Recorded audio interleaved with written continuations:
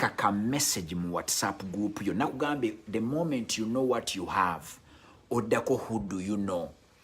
Weereza ka message mu WhatsApp group yo obagambe banange mwe mwenna abalyagala counseling mu bufumbo ngaba counseling services gwosirike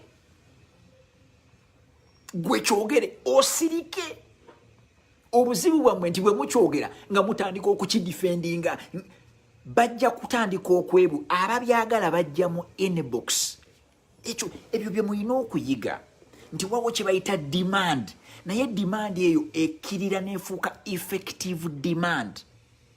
Abantu bangi nnyo basobola okumbuuza owaaye ettaka lyo liriwa ne mbagamba ettaka liriwa Kisojjimbo estate ne babuuza ettaka lya mmeka ne mbagamba ettaka lya miliyoni 18 n'oyongerako miliyoni emu n'enkukyusiza ekyapa n'enkissa mu mannyago ne bambuuza ettaka lya bwannannyini konze erya bwannannyini private marital title ne baddamu ne babuuza ekyapa weekiri konze ekyapa kiri ku mmeeza ekyapa weekiri ne baddamu ne babuuza abantu bagenda omuntu okugenda okulambula asasula kwanza okugenda okulambula kwa bwereere nze nkuvuga mu mmotoka yange buli lwakusatu gwe kasita obeera nga olwokusatu olina obudde ng'ojja ku ofiisi nga nkuvuga ofiisi ng'omanya weeri nga nkutwala ne ku ttaka naye abamu awo we kikoma kitegeeza balina demand naye tebalina effective demand.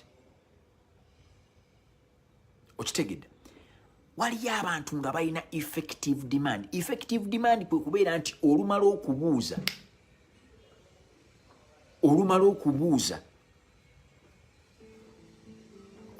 okubuuza ate ne kashi ng'amuleeta ng'asasula.